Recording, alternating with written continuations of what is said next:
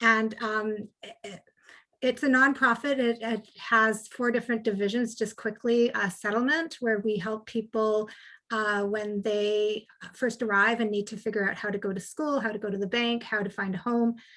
We have a language service where they can improve their English. We have an entrepreneurship program for people who have self-employment ideas. And we have employment as well, which is where I fit in. And I fit into a program currently called Career Paths for Skilled Immigrants, where we help skilled immigrants return to their pre-arrival positions. And in this case, mostly, well, we do tech and engineering throughout BC, and then a variety of other professions in Vancouver. And before that, where I met Liz was in a soft skills training program specifically aimed at tech professionals. And because everybody has amazing technical skills, but the challenge in Canada, and I imagine in other places like USA or other places, is just how do you convince employers to hire you when you haven't had the Canadian work experience and you don't quite know the Canadian culture. So we had a soft skills training program, and this is where Liz came in. As I reflect on my own career, I realized that almost every position I've had was was the result of my own network. Although I never really formally engaged in networking as a practice or an intention throughout my years. It's only since I became a career development practitioner that I've realized the power of networking and the impact it can have on people's lives and their success. So we just wanted to do a really quick little poll, just so I can understand where you're all from. If you could just take a minute, is it possible to launch the poll? Yes. Yes. See if it's working. Yeah. So we just, if you wouldn't mind, take a minute just to fill this in and let us know where you're from. Are they able to fill it? Yeah, Jasmine, can you see it now? The questions? Yes, attendees are. Okay, yeah, people are asking. Okay, perfect. I can see people are able to fill it, so that's perfect. Yeah. Yes.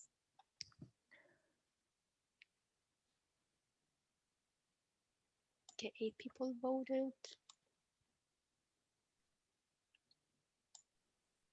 I know there's there's maybe 2 from 3 from outside North America. Interesting. Yay.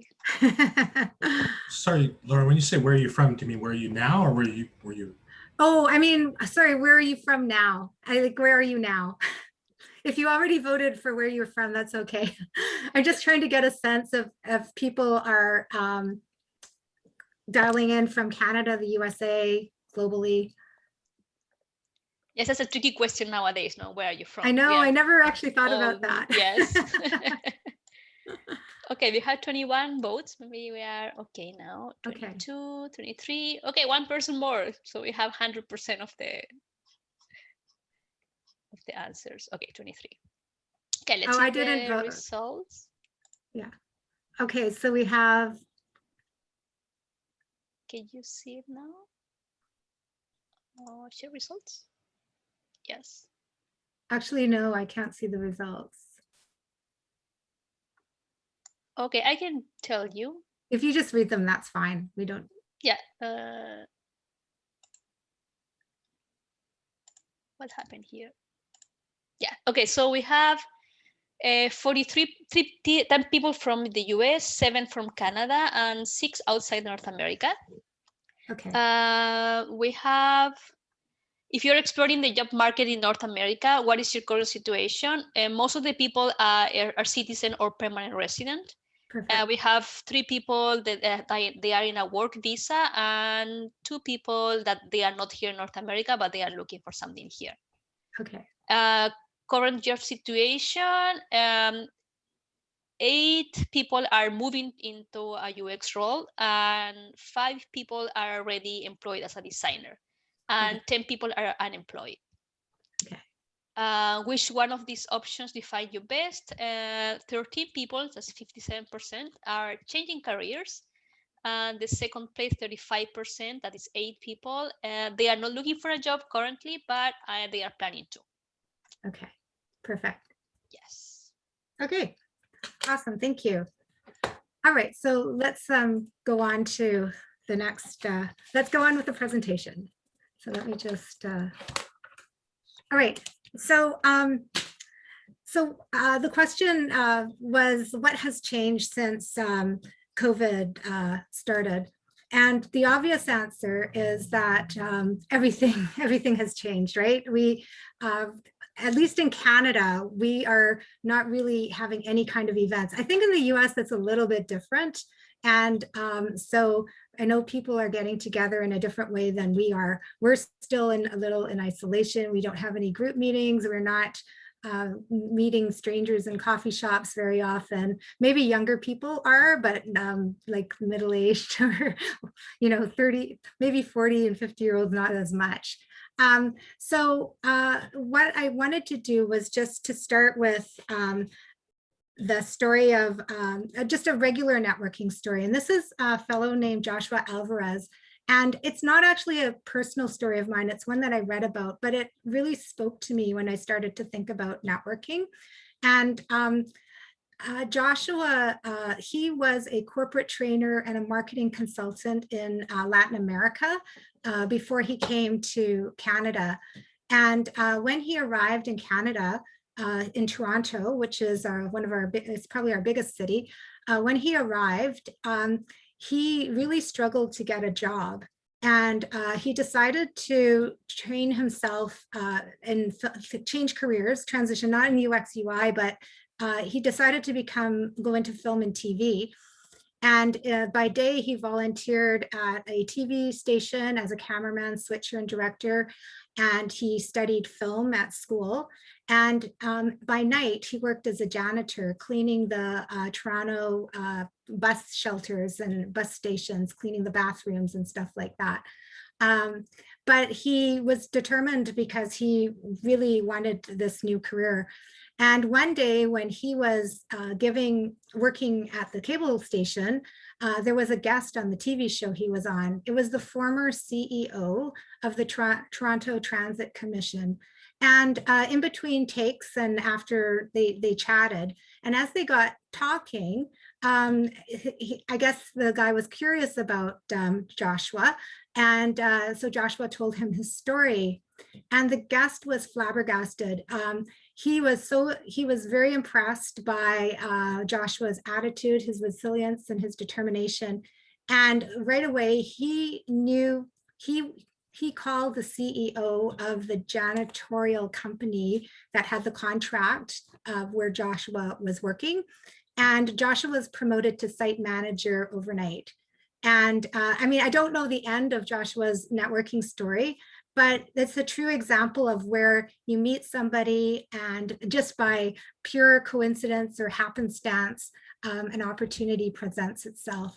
And even just today, I was talking to my colleague at work, and he also had a struggle when he arrived here in Canada.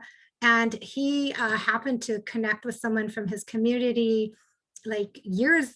He had a name, so he called somebody and they had met like 8 years ago or something. And that guy thought of my colleague. He thought of my colleague when there was a radio spot, and the discussion was about people who can't find work in Canada. And he thought of my colleague and he called and said, "Would you go on that show?" And on that show, my colleague ended up meeting the director of another company. And when she heard his story, she gave him a job right away. So you just never know what's going to happen. Joshua stated at the end that networking is not only about meeting people, rather it's about meeting the right people in a meaningful context. It has to be organic, and it's not about getting a job. The CEO of the Toronto Transit Commission was impressed by the fact that I worked nights and I volunteered at a community TV station. So it's just one of those kind of things. I'm not saying that every time you meet someone, they'll give you a job, but it's the relationships that you build, the authentic kind of intentional relationships that you build that, you never know what's going to happen. So I'm going to move back to COVID now. And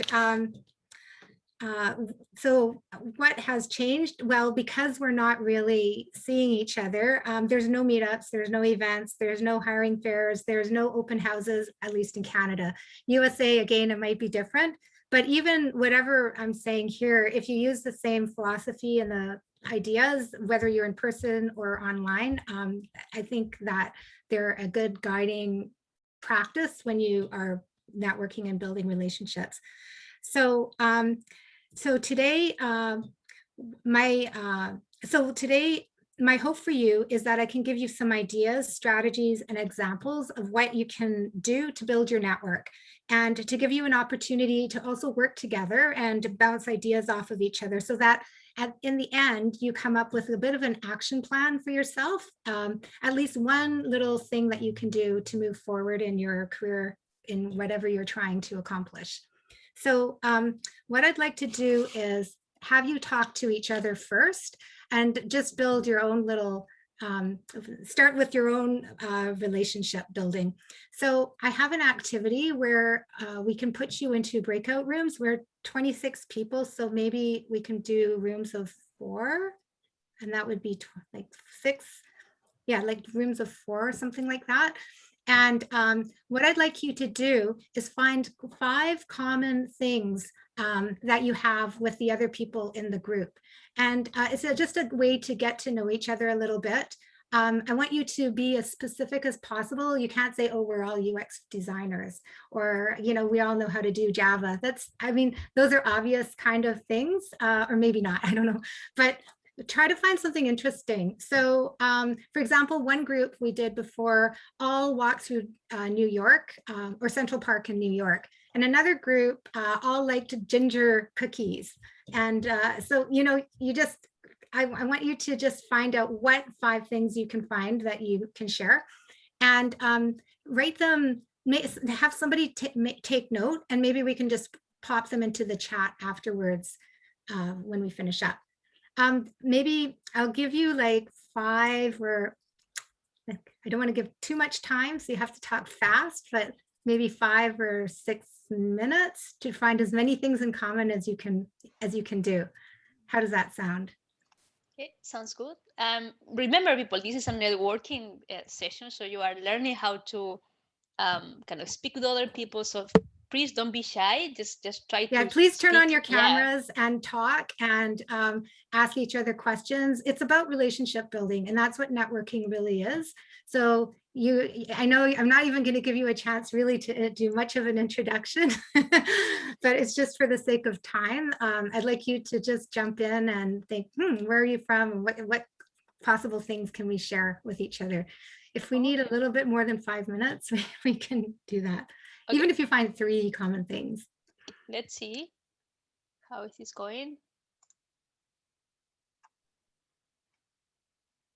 Can you see the, yeah, okay. Everyone's moving. Okay, and I'll join too, or should I stay out here? I know, I just put you here. Yeah, I don't mind joining. Stay here. Or I can just. Okay, I can move you to. Or I have a room 7, but I'm also I can stay here too if we need to. Do we need to talk about anything? Yeah. Or is it? Maybe just stay here. Maybe. Okay. I just put you there so you don't go to the. Yeah. Lindsay, do you have any problems joining? Should I move you to the room 1? Yeah, this is gone. Hi, the first time I do breakout rooms. Oh, is it your first time? Yeah, normally Leticia is doing this. I'm more like the co-host. Right. But the last 3 meetings, she's very busy with the research. So I'm doing this now. So right. I get so nervous when I have to do things. I keep forgetting to start recording at the beginning because we put these things on YouTube, and yeah. I know. I remember, like, I learned so much more about what you can actually do with breakout rooms after I did all those AILS classes.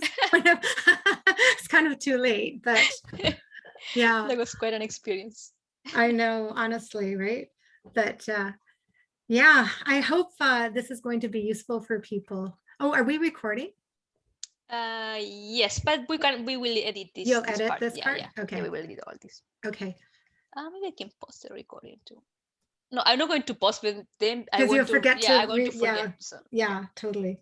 Prefer to. So I didn't even see when they went in, but we can just give them, like, I'm putting on the timer. Yeah, me too. You're putting the timer. maybe 3 minutes more.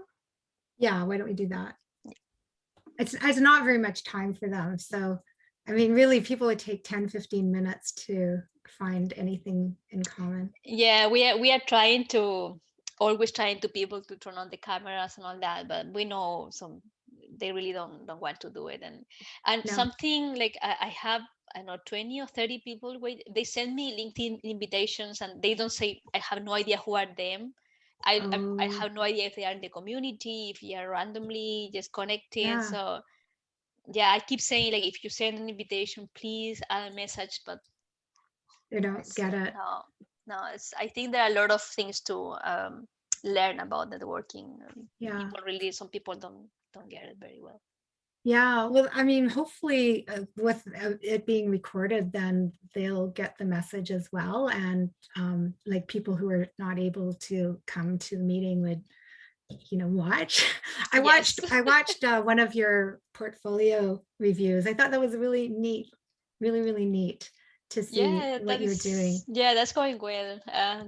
Yeah, there's so many people trying to transition to UX design, and there are tons of boot camps, and that's so basic. I mean, if you don't practice, if you don't put yourself there and you don't do things, you don't learn. So we wanted to do things for them, like they are more useful than just keep paying for thousands of dollars for courses. Yeah. Your idea of creating a platform for connecting, I think that's a brilliant idea, actually. Yeah, because we have receiving some questions for Leticia and I, but we are working full time, so we won't take projects. But it's a very good opportunity for people they can't pay a full designer, like senior designer, to connect with people learning. Yeah. So we're at 2 minutes. I have 1 more minute. Okay, nice. So are you still, so everything's good at Virtual, right? Yes, I work very close with Dalia too. Do you? Yeah, oh, that's wonderful. Yeah, she's so sweet. She's so nice. Isn't she? Yeah, very, very hardworking, very clever. It's a little shy, sometimes it's difficult to, I say, like, Dalia, you should do this and that, and to move this, because she's the head of the developers, the project manager. So, and she's really, really into that. And even she's not a very extroverted person, but she really, make things happen. So I like her. She's a very, very interesting person.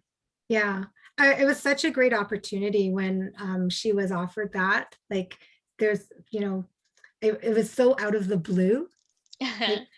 For her, it was a networking thing in a way, because she participated in a program. You probably already know that. Yeah, yes. But yeah, so yeah, is Virtual still growing, Liz? Yes, still growing. With all the troubles of a company that is growing and COVID and remote, and some things are very difficult to coordinate things with other people, and everything is slower, but painful sometimes. But it's an amazing company. People working there, they really want to get the things done, and everyone is super clever. It's an amazing company. It must be. I can only imagine. Yeah, and Jordan and Lee, the founders, they are amazing women. They are so good. They're so clever, so fast, so gentle, and I know everything. They are amazing. I'm super happy in that. Oh, I'm so glad. Yeah. I'm so glad about that. Yeah. Okay, so they're at, I have 4 minutes now. So, and they were in for a little bit. So should we have them? I think if I close it now, they'll have another they minute. Will get yeah. So should I just close all rooms, I suppose? Yeah, sure. Why not? Okay. We'll see how far they got. They have 1 minute. 1 minute more. Let's see if they are starting to come.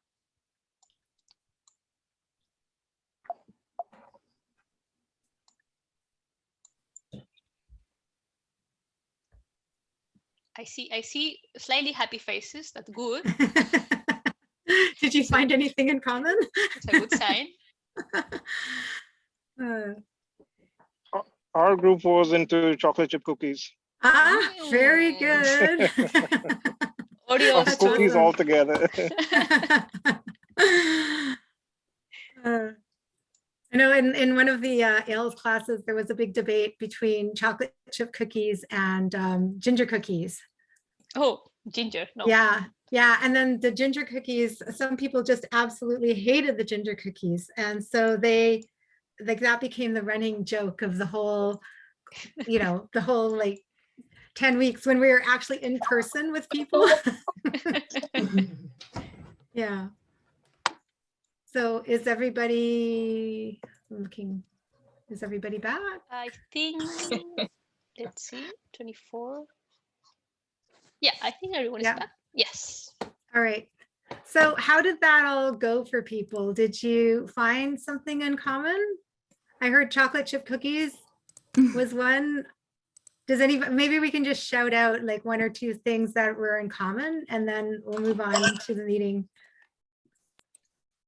Or you can put it in the chat. Let's see. They Oh, look good. Indians, cooking, beach, foodies, and sketching. Cool. Oh, All Indians, really? Uh-huh. The whole group? Wow. That's amazing. Does anybody else have common things? Go ahead and just put them in the chat if you have a chance. And I'm going to move on for the sake of time. The point of this is just to start building relationships. And that's really what you're doing when you're networking, is you're connecting in an authentic way. So let me move on to the next. Whoops. Okay. Can you see my what is networking screen now? It should be good, right? yes, yes. Okay. So I thought that we should start with a common, with a definition so that we have a common understanding of what networking is. And I really, really like this definition that I came across from. Nothing. Mom, I Whoops. don't feel like going to school. Would you mind muting your, thank you. I really like this definition that I came across by Elena G. Levine, and she's a STEM careers consultant, a professional speaker, and an author of Networking for Nerds, if anybody wants to read a book. And she says that networking is the spectrum of activities that starts with a first point of contact and builds a win-win alliance with the other. It's a lifetime activity. And it really is a lifetime activity. It's not like just, oh my gosh, I need to get a job now. It's something that will help you develop professionally and expand your horizons beyond what you could ever imagine if you're just kind of stuck in your little niche. Networking is not what can I take from you or what can you give me? Like, can I get a job? Like, can you help me? Networking is an act of generosity built upon what I can offer to you. And I really, myself, really resonated with this idea of networking with generosity. I first came across it from my dear colleague, Gwen, who is really a master networker, and she approaches every interaction she has with someone, a stranger, whenever she reaches out, it's with goodwill and positive intention. And I think that's because, you know, when you're networking, if you're approaching a stranger, it's so uncomfortable, and sometimes you feel needy and desperate, or you feel like you're a salesperson, and that's not very fun, and it's not a comfortable feeling. But if you go with this idea of what can I give, there's always something, even if it's just, if you're going to network online, even if it's doing a like on LinkedIn, that is an act of generosity. So I find that networking with generosity is a really great mindset. So here is the next slide. So I suggest that you start, like, you look at your mindset before you even start considering going into your networking mode. So again, adopting a networking with generosity mindset, and recognize that networking is actually honorable self-promotion. I think of, like, I had a shock when I'm a little bit, like, I turned 50 and I suddenly lost my job, and I had a total shock when I went out and realized that the whole world of working had changed. And I started to think of myself as the CEO of my own little business, even though I'm not a consultant and I'm not self-employed. But I mean, like, we went to build our skills and offer our skills, you know, to further, I don't know, we want to go out and further our own direction, our own cause. I used to think like, oh, this is my company and I'm going to be in this company forever. And you as younger people would have already adjusted to the changing world of work. But you do need to just remember that you are promoting yourself, and we need to make ourselves known. And building relationships with others, like building a relationship with Liz, for me, is an investment in the long term. It's not just about asking for a job, but it's asking for a collaboration and opportunity. You know, I invite people to come and speak to different events that we have. They invite me. Like, it's an opportunity for your own professional growth. And it helps you to define your brand. Because there's so much about like, who are you and what do you deliver and what can you offer? Like knowing your why are you doing what you're doing is really helpful when networking. And then you can go out and demonstrate that through the different activities that you do. And when you're out networking, the mindset is what problems can you solve in your field? What value can you bring? Liz did that when she got her job. She explained to her founder, who was very fascinated with all of the activities that Liz had, including making this IterateUX. Liz told her why she needed a UX researcher, because they didn't have one, right? They didn't have a UX researcher before that. So that's what you do with networking, is you explain how you can make an impact. And the other mindset is to be totally curious and empathetic. So like in this little coffee chat, this little group chat, you know, trying to find some commonality is a naturally curious kind of thing to do.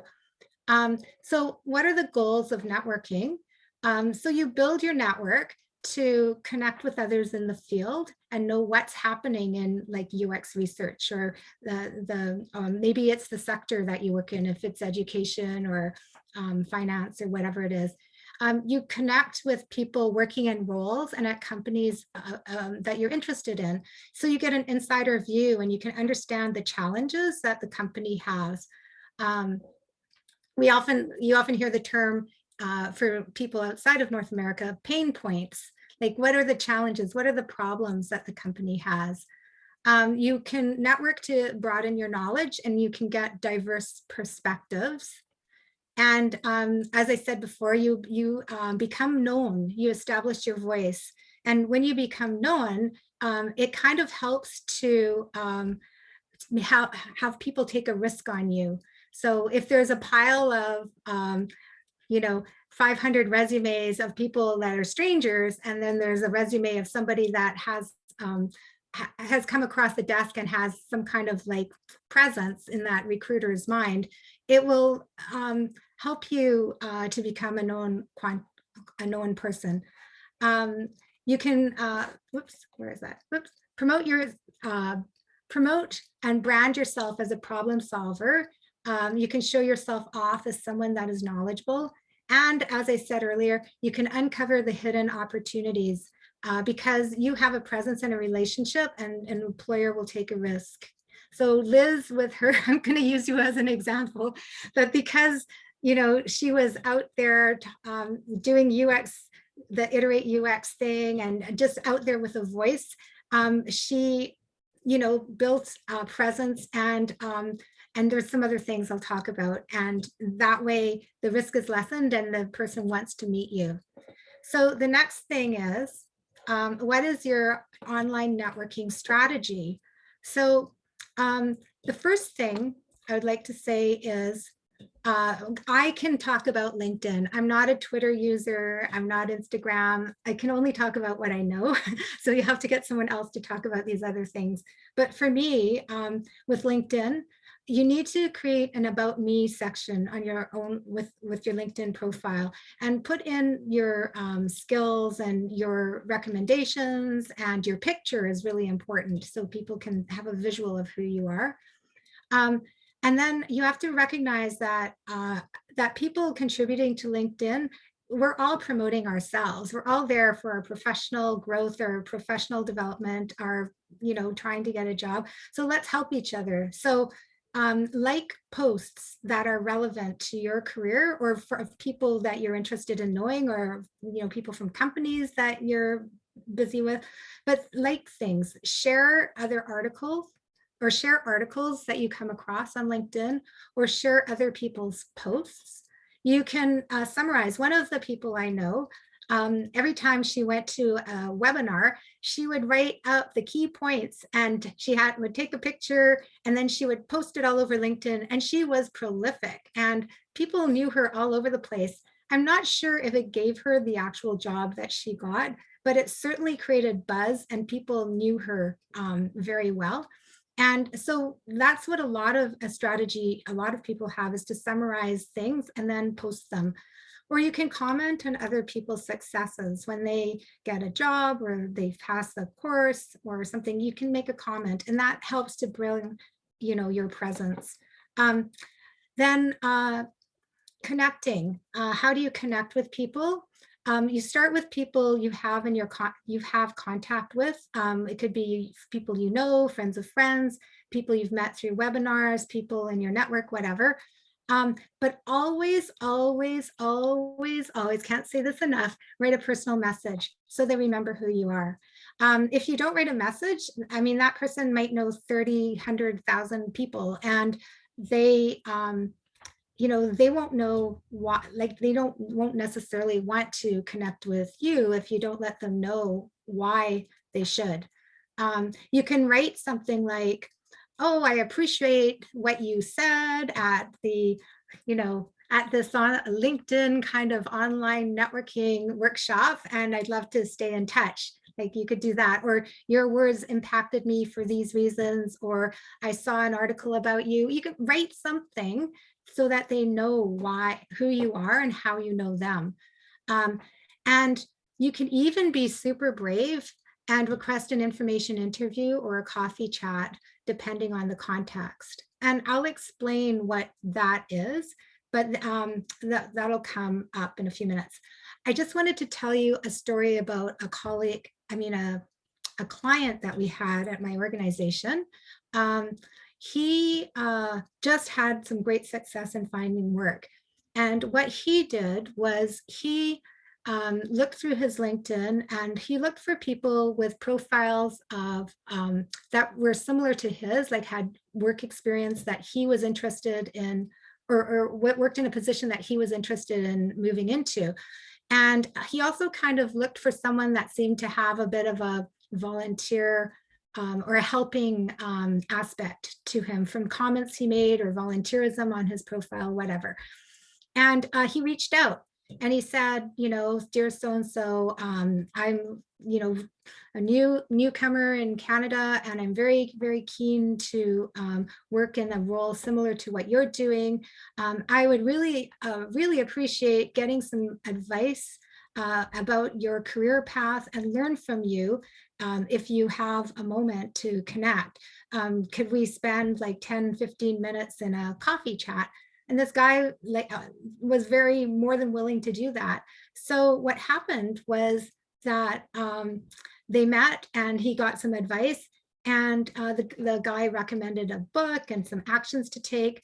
And the guy did the actions, and then he wrote, hey, I read the book, that was really great, I really like this part, or whatever. He kept the relation going, so that they just developed kind of it wasn't like an everyday thing, it was every once in a while, but it was a relationship he built. And when a position came up at that company, the internal contact reached out to him and let him know, and that client got a job. And in fact, when he had the interview, he realized that the book that he had read must have been widely read at that company, and they were all using the language of the book. And so he spoke in terms that they were all familiar with, which was really cool. I don't know the name of the book. I would like to know, because maybe it's a good one for all of us to read. So I don't know if you've heard of information interviews and if it's very common outside of Canada. I assume in the States, actually the reference that I have this Elena Levine is an American, so I'm sure that you in the States are always doing information interviews as well. But it's a very, very non-threatening way to get to know somebody. and establish a relationship. But you want to like know why you're doing it when you're inviting someone to meet you. And you want to be really curious about stuff. So the goal about doing an information interview is, again, to establish a relationship, exchange information, meet someone that's doing what you want to do, gain like insider information about a company. And in the back of your mind, you can figure out, oh, how can I contribute to this company? What can I do? Because I mean, this is an opportunity maybe to even say, could they carve out a role for you? You don't know, like Liz did that at her company. She carved out a role that didn't exist. So information interview is not a place to ask for a job. It's a friendly conversation. It's informal. And sometimes it's called a coffee chat. Am I going too fast? Is it okay? Okay, oops. So what can you ask when you're doing an information interview? Oh, just wait a sec. Let me just check something. Oh, okay, yes. So here are some of the common questions that you can ask at an information interview. And these are not, you choose the questions. These are just for your inspiration, right? So you can ask, what brings you joy? I noticed a typo, but what brings you joy? What's the most satisfying part of your job? How did you carve out your career path? What are the most useful skills? What problems are you trying to solve? What experience prepared you for this job? What should I highlight? What are your proudest career accomplishments? How can someone like me transition into a career path like you? What book is currently on your bookshelf? You might want to always ask that one, but never, never, never, as I said, ask for a job. It's not the place, but I mean, eventually, maybe there will be an opportunity to ask for that. Once you do the information interview, you can ask people if there's someone else that they suggest you talk to. Ask if you can keep in touch with them, and make sure that you send some kind of a thank you note, whether it's a digital one or you physically mail it to them. You can follow up with people and they say, hey, I got a job. Thanks for all your help. This is so awesome. You really made a difference. Keep in touch that way. You can once in a while send them an article or like something interesting that they can read. You can offer them an opportunity. Like in my position, I ask people to come speak at conferences. And I know a lot of people that are recruiters, for example, are really interested in speaking and in those kind of engaging with the public to promote themselves and also to foster their own presentation skills. You can support them by liking their posts, engaging where possible, and let them know if you land a position. So that's how you kind of continue the conversation after the informational interview, because it's an investment again. You're building your community and your network. Here's a request that I had from someone like that wanted to do an informational interview with me. And this fellow, he wrote it to me by email because it was after he had been introduced by someone said, is there someone that you can talk to? And then that person said, Laura, and then he wrote me this email. So he wrote that in these troubling times, more people, including myself, are seeking employment after unplanned events. I'm a second-generation Canadian who witnessed how newcomers need help in order to integrate and build new lives in Canada. I'm halfway through my career development professional certificate program, and I now view our profession with a new lens. My previous work experience is in training and customer service. My volunteer experience involves working with diverse populations like newcomers, LGBT groups, and individuals with substance use concerns. My instructors think I show a talent in group and one-on-one facilitation. I would love to learn more about the different roles of career professionals as well as the realities of working for a nonprofit organization, now that I understand concepts such as funding. I hope you can spare about 20 minutes to have a Zoom meeting with me at your conference, or at your convenience, sorry. And when I received that, do you think I said yes? It's a pretty nice invitation. So yes, of course I did.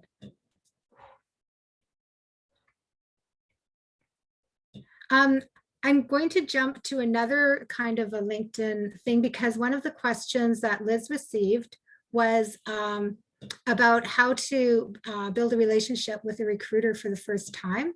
So don't reach out to a recruiter and say, hey, recruiter, do you have any jobs for me? Or here's my profile, just let me know if there's anything that works, because they're really super busy and they're looking for very specific people, and they don't have time to go through resumes and try to match you up with their job, their postings and stuff like that. So I wouldn't recommend doing that kind of approach. But remember that they're human and they are also looking for connection. So you can research the person or the organization, like, hey, I see you work for this tech recruiter, and you can ask, you can talk a little bit about what they do. I see that you specialize. Wouldn't it be nice if they specialized in UX researchers? And maybe Liz will start an organization like that.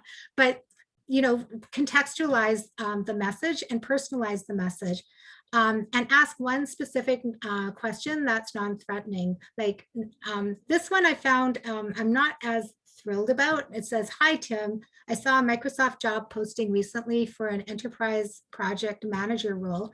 Is that the group you're in? I was curious about how you've enjoyed the work environment there since coming over from Amazon 2 years ago. I've read some great Glassdoor reviews and Microsoft online, but I always like to ask someone firsthand too.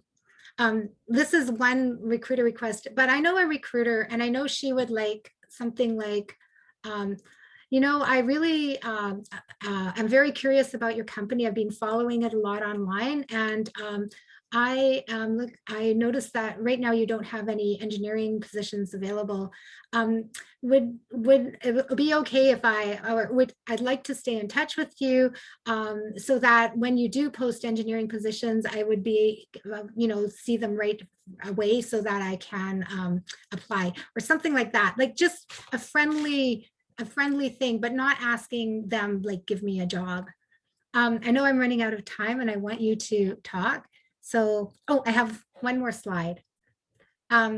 So just for those who are doing LinkedIn and you want to improve your profile, make your first sentence count, because that's what people are going to be looking at. They're going to be looking at you. And create some kind of a hook, like a passion or a value statement or something you've achieved to pull readers in. Tell a story that reveals who you are as a person and as a professional, because people will remember stories. They won't remember positions and this kind of thing. The story can be about an achievement. The story could be anything, but some kind of a story will help people or help you be memorable. And you can include your personality traits. You can, a lot of you are transitioning in careers, so maybe connect the dots between the past and the present, like how you've come to where you are. Use the first person, talk like I am this person, I this kind of thing. You can highlight your successes and accomplishments and use numbers to add weight. You can make sure you use keywords for your industry, make sure that you leave white space. And invite people to connect. This one I haven't actually done. I've never added invite the reader to connect and open to discuss how I can collaborate with you. So this is an interesting thing to try out and see what kind of response you get. With LinkedIn, I was just going to say that seems like a lot of information, but what I would do myself is look for someone that's a UX researcher that has a cool summary, and maybe you can model it on what they've done, something that grabs your attention, because it will grab other people's attention too. But do have a summary. Don't write just 2 lines, write a bit more than that, so you present your whole person. And my last thing is to talk about Liz and her experience. And I put some words here that I thought really reflect Liz. She's you are an amazing person, Liz. And when in the AILS class, Liz was explained that she was transitioning. One of the first things she did is she thought about the sector. We talked about, like, rather than applying to jobs all over the place, think about where you want to work, what resonates with you, what's meaningful for you. And I remember that Liz thought about education, like that was something dear to her heart. Meanwhile, there was a speaker in the class who worked at this cool company called IterateUX. And after the class, Liz told me that, oh, she tried to connect with the speaker, but the speaker never got back to her. It was a bit disappointing. And it turned out the speaker was a little bit busy. But Liz actually connected again, and that speaker gave her, and they had what you call the informational interview. And through that interview, Liz found about the technology stack and about the company and thought, oh my God, this is the company I want to work for. And the next thing that happened is that the CEO of the company was speaking at some kind of a webinar that was being given in Vancouver. And we're all in kind of COVID, were we in COVID times? We were in COVID times, so everything was on webinar. And so I happened to see that. So I let Liz know that, oh, that speaker, because Liz told me, oh, I want to work for this company. So now she's got me in her network. And I said, oh, that speaker is talking at this webinar. So at the webinar afterwards, I think, Liz, you connected with the speaker, right? And started the conversation. And I'm not sure what happened from there, but I do know that you learned the technology, the key technology that this company had, because it's different from the usual technology stack because they do virtual work. And I think what happened is you posted, like, besides being all over with your Iterate community, you posted your successful passing of that technology online. And between all of that, if I have it right, the founder reached out to you and said, let's talk. And it was kind of like just a let's talk kind of conversation. And it's at that conversation when you were able to express to her what you could do for them with your skills as a UX researcher. And I remember that, oh, I really want to work for them. And then they actually really wanted you to work. And then there was some time to manage it's a startup. So there was some time to manage the funding and stuff. But I remember that day when you wrote to me and said, I got my dream job. And that was like such an amazing, must have been for you amazing. It was amazing for me. So that is the power of networking.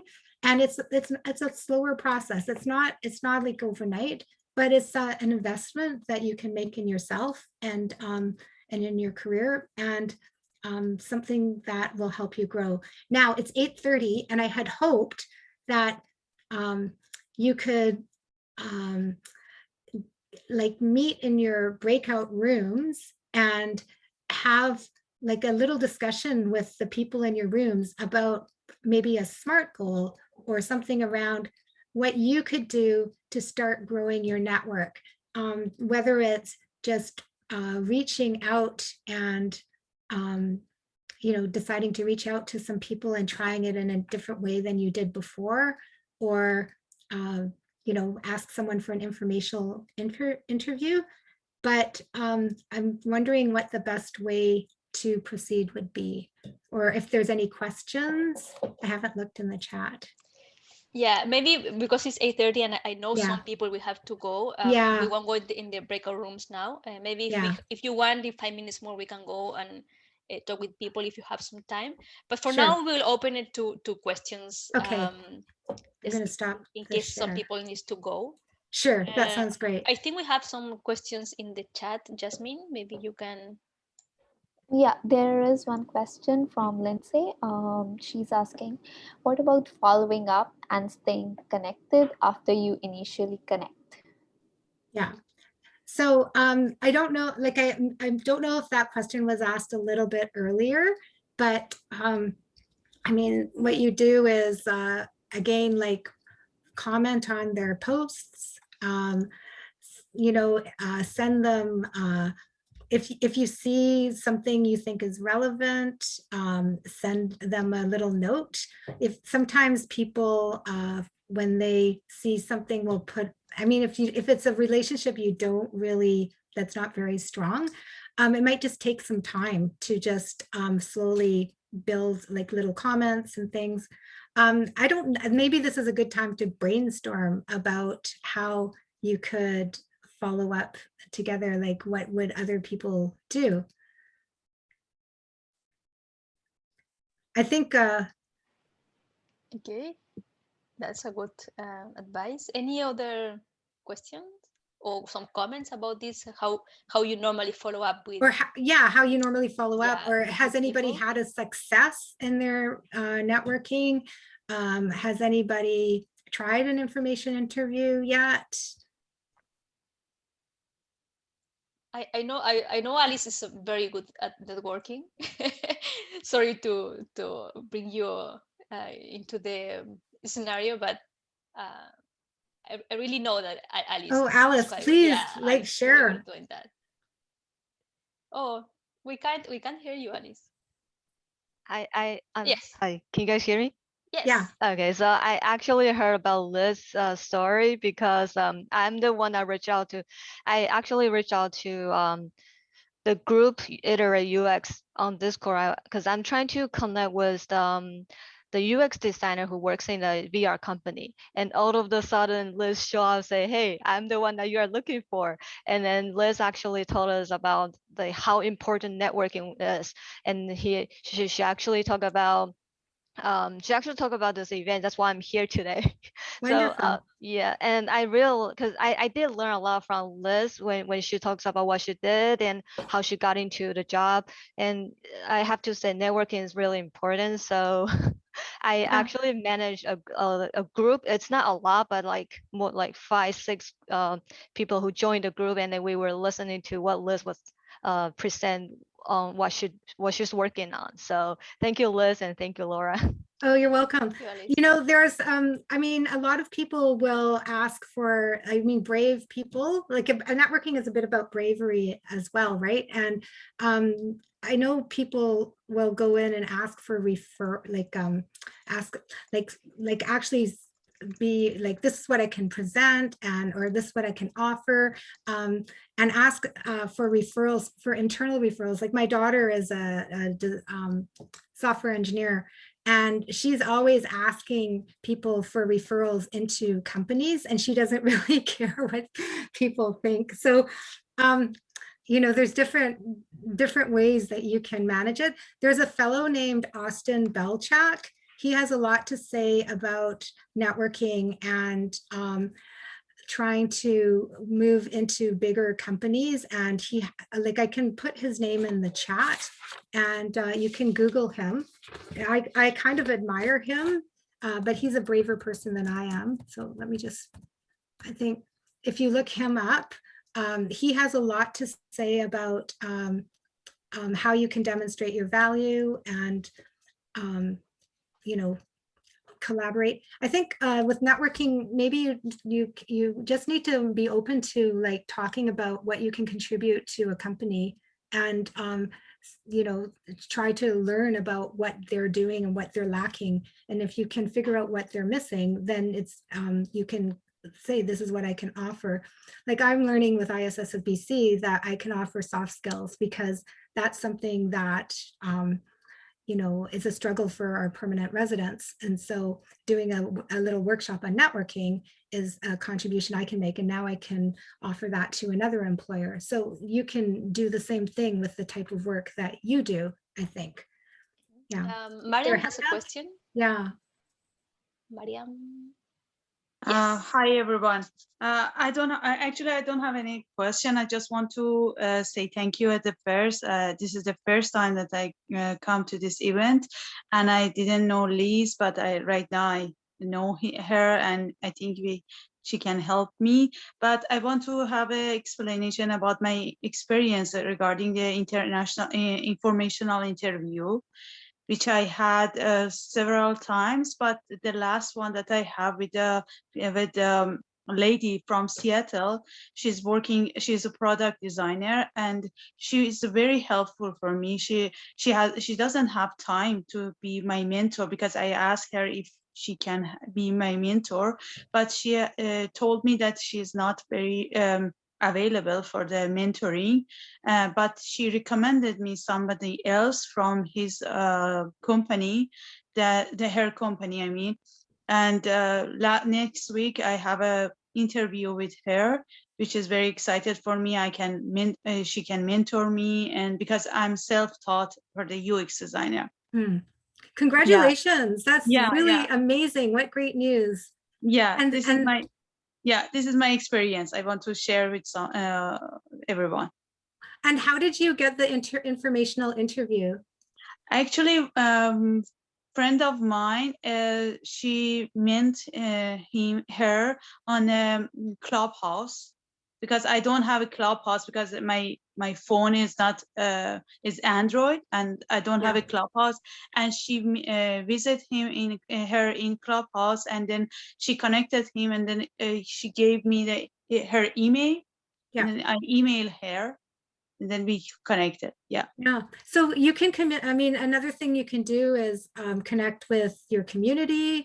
Connect, like Facebook too has communities. I think in tech in general, people are really, really helpful. Maybe more helpful than in other communities, at least in Vancouver. I can only really speak about my, because I'm in Vancouver, and I want to have some informational interview for somebody from Vancouver. Yeah. All the informational interview that I have is from US or other city. It's not from Vancouver. Yeah. Yeah, so you'll have to work on getting one.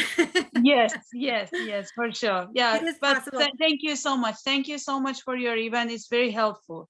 You're welcome. Thank you. Does anybody else have any comments? Questions? Diana? If we still have time, I also would like to share my networking experience. Quite a while, sometime about last year. So I just happened to know a junior, from the same major of mine, just get a job in a company in Vancouver, and I do quick Google on that company. I find it very interesting company that I'm kind of wants to work with them. And then at that time I was working with another company already. So I just want sincerely congrats her, and then I say like, hey, I find that I'm very happy for you. I'm trying to build this networking, because I believe networking it's a building relationship. So I'm using that opportunity to congrats her and talk more about the company. And then a few months later, I got laid off from my job. So I become unemployed. Towards the end of the year, out of nowhere, right? Suddenly this person reached out back to me and saying like, hey, Diana, are you still looking for a job? Because I remember, and then we have an opening for junior UX designer. And I remember that you talked to me before how interested you are with my company. Do you want to try to apply for this position? And then I say to her, yes, I'm really excited to apply, but at the same time, I have a big barrier because I don't have a portfolio right now. And then I was like, why don't you give me a week? I'll try to assemble, update my resume, update my portfolio so I can apply. And then about a week later, I sent in my resume and my portfolio, and then I sent a message to my friend saying like, hey, I already sent it to your manager, my resume, please follow up. And then he said to me like, hey, do you know, actually like 2 days ago, my manager already sent you an invite for an interview already. I was like, so I got a scheduled interview even before I sent the resume. That's like how the power of networking. And then because of this connection, although I don't have a portfolio, I was managed to go to the third stage of the interview. And then, although I didn't get the job at the end, but it feels very rewarding. It feels so great that I got this opportunity. Not to mention, because I've been to the third stage, I was able to talk to their CEO, and I'm currently friends with the lead designer of that team. Awesome. Yeah, so thank you. Yeah, no, well, that's like one of those amazing stories, right? And look, who gets an interview without even giving a resume? Like nobody. So that is really quite the accolade, right? So yeah, I was told that 80% of the job that is in Vancouver, at least, it's kind of through networking. So it's very important to build relationship, to do networking, because even for the job that I'm sharing just now, it's not available anywhere. I do check on Indeed, LinkedIn, on their website. It's not available. So it's like really insider job opportunities. And I think like with Liz's example, right? They didn't have a UX research position. I don't know if they were thinking about it or not thinking about it, but by having a conversation and demonstrating what you as UX researchers can do for a company, that created a job. That was a hidden job. I mean, maybe they didn't even know they needed that job. They didn't have funding for it initially, right? Yeah. So that's part of what the hidden job market is where people don't realize that they have the need, and you know, and you can collaborate on it. There's a lot of power in just having conversation and being just, I just, for me, it's bravery. I say that over and over because I'm actually kind of a timid person. So I you know, I just think that bravery piece is, just, you know, why not say something about what you can do and take a risk and do, you know, why not? I mean, of course, you don't want to oversell yourself or put yourself in a precarious position and stuff, but, you know, nothing, if you don't ask, you don't get. So yeah, that's a great story. Thank you. Well, only just to correct, my role is UX designer, not UX researcher. Researcher is like a subset of UX design, but yeah, okay. UX design is it's the proper. Okay, sorry. No, that is my lack of knowledge. Thank you very much, Laura, for sharing all these things with us. I think one of the main things, I think why for me, what you taught us was so important is because maybe I see myself in you too. I think we have a very similar personality. We are not this kind of people like super extroverted and very talkative, and so I feel like for some people it's so easy to talk. For me, it's a big thing. I mean, you see me here talking, but this took me maybe 2 years to be able to say something in front of a camera. I'm still really shy, but yeah, I think if you are sincere, if you are true to what you can share with other people, I think the networking comes like very easy. You don't need to be other person to network. Yeah. You need just to be yourself and see what can you give to other people, what can you give to the company, or how can you help people. Many of the opportunities I got from like a freelancer or getting interviews, it was because I help people. I'm volunteer here. I volunteer in Canada Learning Code, that's for coding classes. I volunteer in many places. I keep helping people, connecting with people, giving them some tips of how to look for jobs, how things about design, and that's my way. And I'm not expecting to get a job, but I'm expecting just people to grow, and that at the end, without expecting that, it gives me many opportunities. So yeah, be there, be kind with each other, and that's all, I think. Yeah, okay. So thank you for staying like 15 minutes over time. Thank you very much, Laura. I was so happy you had the time to talk with us. And yeah, and see you everyone next Wednesday at and everybody make one goal around your networking. Take one action. Yes, start to do something. Don't think about it, just do it. Don't think, do it. Yes. Exactly. See you next Wednesday.